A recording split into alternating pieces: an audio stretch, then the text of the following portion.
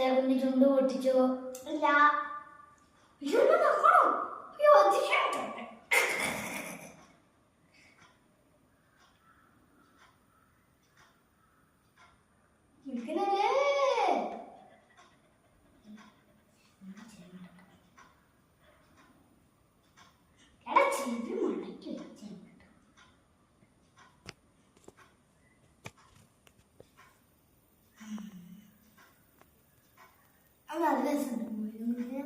മലേ കുഞ്ഞുമല ആന കാള കാച്ചാവി വിട്ടല്ലേ